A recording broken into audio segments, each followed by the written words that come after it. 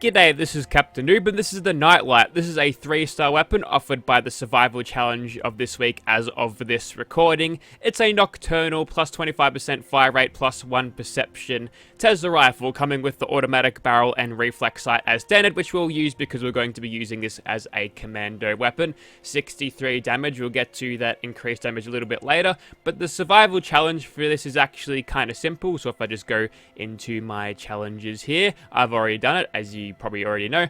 So kill a firefly, that's easy. If there's an event going up near the lighthouse, that's an easy way of finding them. Kill an enemy with an energy weapon, easy. Just have an energy weapon, kill anything with it. Doesn't matter if it's a strong enemy or a weak enemy. Taking a picture in stormy weather is annoying because you have to wait for weather RNG to bring you some rain. Make sure you use the physical camera, not the screenshot camera that you get through this menu. And building a light at a workshop or camp is fucking piss easy. I had that done within like 5 seconds when I realized that was an objective. So 63 damage with this. I'm not really keen on the Nocturnal prefix legendary effect in this game as compared to what it was in Fallout 4. Why is that, you might ask? Well, in Fallout 76 there's no wait function. You've got a lot less control over the ability to manipulate the time because it's an online game. Obviously you can't push the clock forward when there's other people playing in the server. That make no sense to them.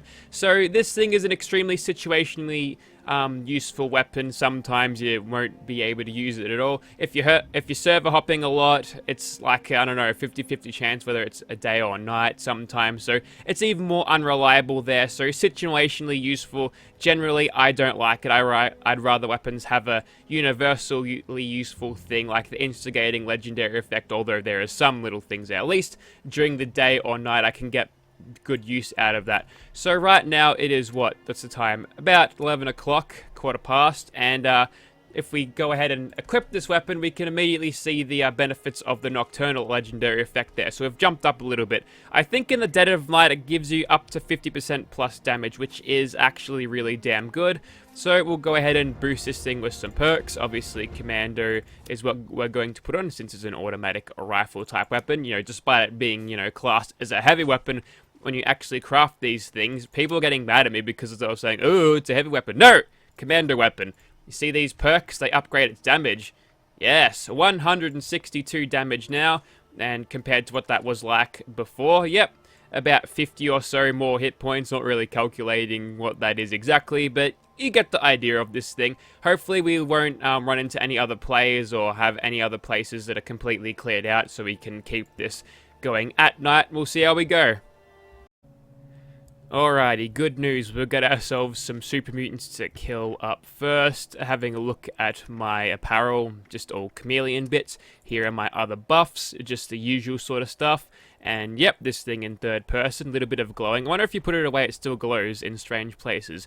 Not on this occasion. Okay, we're burning through the clock here. Let's go ahead and get started on these guys, and we'll just sneak as usual. And we can get started. You'll notice how much more DPS this thing has when you've got the fire rate prefix on it, because it just spits out fusion cells so quickly. So putting on ground pounder is something that I super recommend if you decide to run this weapon. Wait, why are you jumping after that? That's weird. I don't think this thing has much force to actually push corpses around, but apparently that's what happens. So yes, having a quick reload speed will help you keep on firing because you're going to be running through your fusion cells very quickly. A little bit of wall hacks there. Keep on dodging a little bit, get ourselves with some adrenal reaction to boost our damage even more. And we're hitting at this point plus 60 damage from that adrenaline. 322, which is very, very solid for, you know, a non-bloodied thing. So yeah, we'll keep on going. You don't know how good this thing runs with sneak, but I'm going to give it a go anyway. Oh yeah, that actually might work really well considering we can kill them that quickly, so might as well use this as stealthily as possible, even though they could, you know, see the giant arcs of lightning that I'm firing at them. And I can actually get it through there, can I? Yes, we can. Alright. Just move out of that grenade's way, and quickly Emperor Palpatine him. I'm feeling that unlimited power, that's for sure. Okay, hopefully there's spawns in here so we don't have to stop and we can keep it at this particular time of night.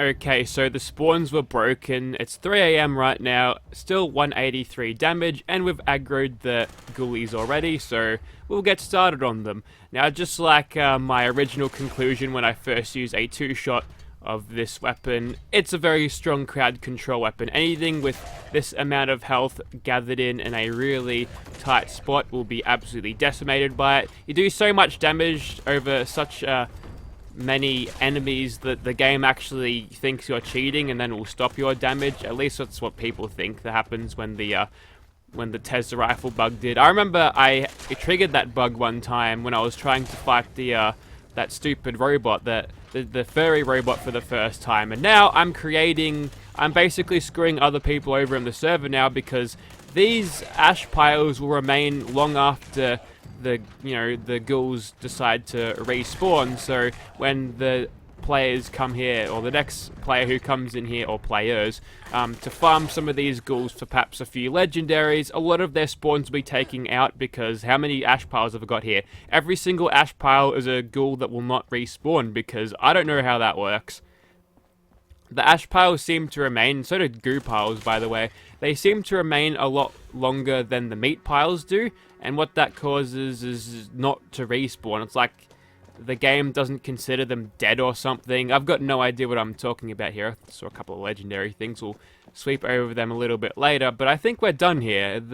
This thing is exceptionally good at taking out ghouls. We're back up to 322 damage, and just to check out that adrenaline again, yep. So it looks like that was the same as we were getting like a few hours back as the game was concerned. So it appears that it does max out late at night. It'll probably lift, or stop giving me lots of damage as it approaches 6 AM more. So yeah, we'll have to see how that works. But pretty damn good performance so far out of this. Maybe I should test it in the daylight time, just to give you an idea of how fucking terrible this thing would be without that Nocturnal bonus. Maybe I'll do that against the super mutants, although that'd take ages. Sometimes I forget that not all ghouls like to get up all the time. There you go, there's an extra 3 kills for you. Alrighty, against Swan, doesn't look like we've dropped any damage. In fact, has that gone up? I feel like that might have gone up. So maybe as it approaches 6 AM it gets better, and just for time reference, it's almost 4:15, and we'll see how we go. Now, I've noted in the past that weapons like this do struggle against the likes of Swan, because, they spread a lot of damage out over many enemies, so sometimes it's a little bit hard for them to take on big scary things. They don't have stealth benefits. How the fuck did you stagger me from all the way back here?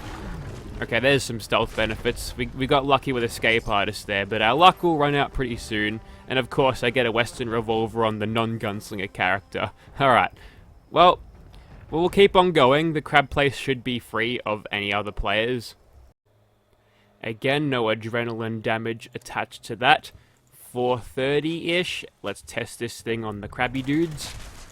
He disintegrates. Say goodbye to dying for the next person who comes down here. Here's a little bit of a problem. I'll crit spam him a little bit. I didn't have concentrated fire on, because I knew this thing probably didn't do much in the way of limb damage anyway to cripple stuff like that. I chucked on Tank Killer and see if that's actually going to stagger things. I'm not really sure. I seem to be killing things a lot faster than I ought to. Wow, okay. That's power. If we can maintain our distance and just arc it out of the water. I guess that her conductivity was a little bit more, was like, she took more damage from this. Also, this is not the case, but she would realistically take more damage since she's covered in water, right? That makes her even more electroconductive or whatever. That's how it works, right? 302 damage, so she is slipping a little bit, but we managed to kill a queen with sneak attack criticals, which is not what I expected to do, and finish it off very quickly. Maybe that's adrenal reaction that's losing me damage there, as my health is pretty much full. Alright, so I've got an hour of in-game time to take out the rest of my foes before I think this thing's damage drops. So again, we've got what, 49 minutes. There's a Scorchbeast right on time. We might as well take out all of the friends of the Scorchbeast just to get him started. Maybe should have probably grabbed the shotgun so I can lock it down on the ground, because I don't think I'll be able to do too much damage to this thing with not being attached to the ground. Also, swing and a miss from that grenade launcher dude. Make sure we take out him. Okay, he's going to throw lots of gun zombies at us. We'll have a crack at him, see if we can't hit him. No dice.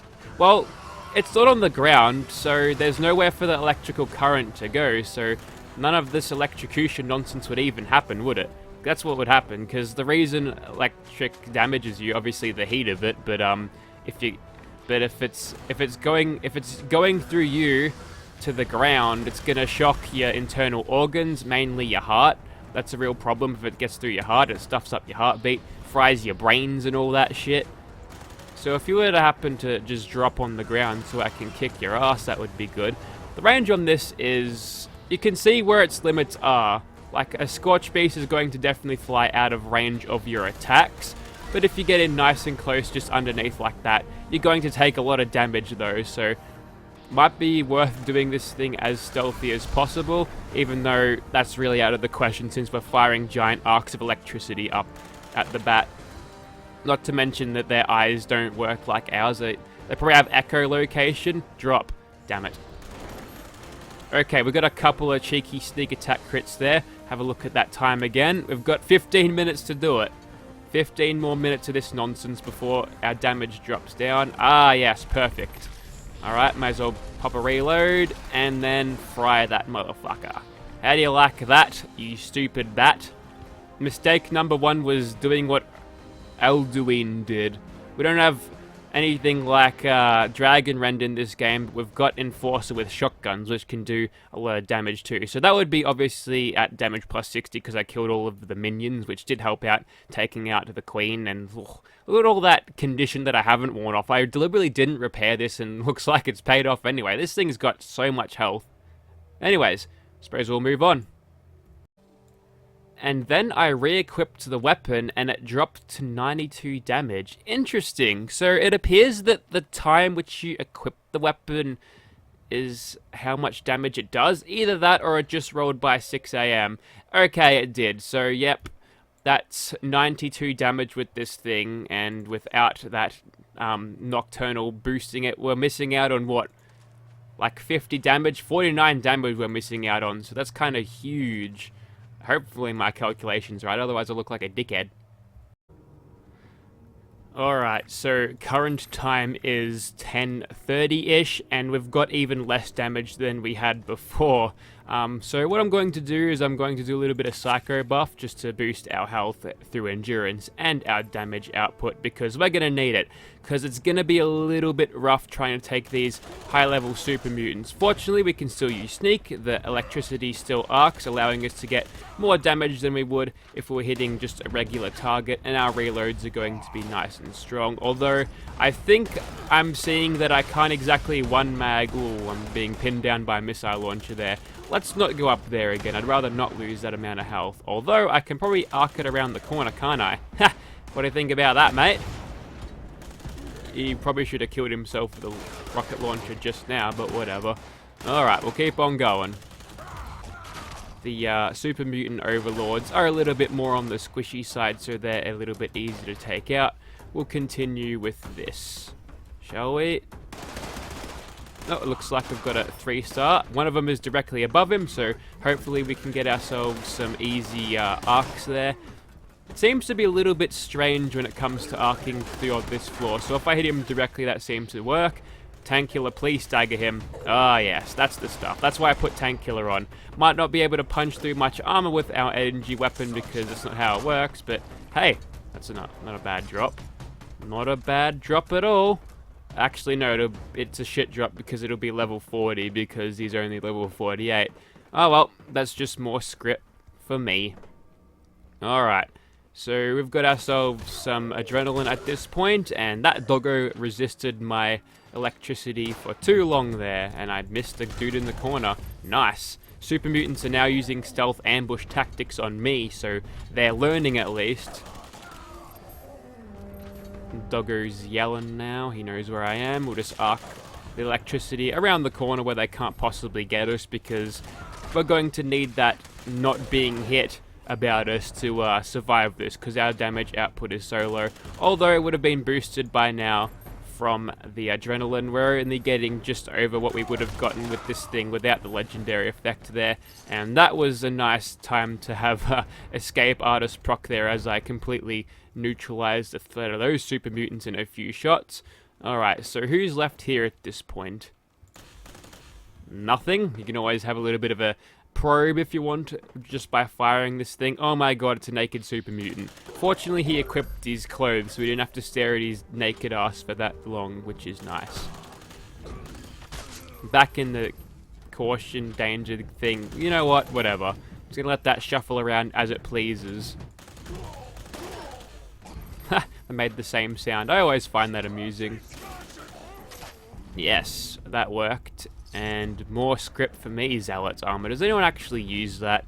The Queen doesn't do enough damage to actually warrant the use of that, I don't think. Who have we got here? I might have already drawn them out due to this thing being, you know, electricity firing thing. And I think I've lost a tier of health there. Rejuvenated might have just dropped below thanks to my gratuitous chem usage. And also Speed Demon. Alright, we've learned our lessons. That's the death corner in there. Let's not get ourselves boxed in there, because then we'd have nowhere to move. If we can just stick to the shadows and maintain stealth as we get detected there. That's unfortunate. I don't know how he saw us. We'll take out the doggo. Let's go in here. That guy seemed like he had a pipe gun. Bounce some electricity around that corner. Didn't quite get it. There we go. Can aim with this thing. I don't know. I guess the reflex sight is good for using it like that in VATS, but I think that damage is a little bit more consistent if you decide to fire it like that. On the ground in amongst a few enemies, which you can arc and bounce off the ground and hit multiple at a time, rather than you hit once. So you can hit it around a couple of corners there. Let's see if we're actually pushing the range here. No, it looks like the range of this thing is enough to reach there at least. Can I fire through here? Hang on, what the hell was that? Oh, it's you. Alright, let's just get out of this particular situation. Fuck, I'm running out of stim packs at this point, I think. You know, if I'm out of the regular stim packs, if I start healing massively when I proc Born Survivor.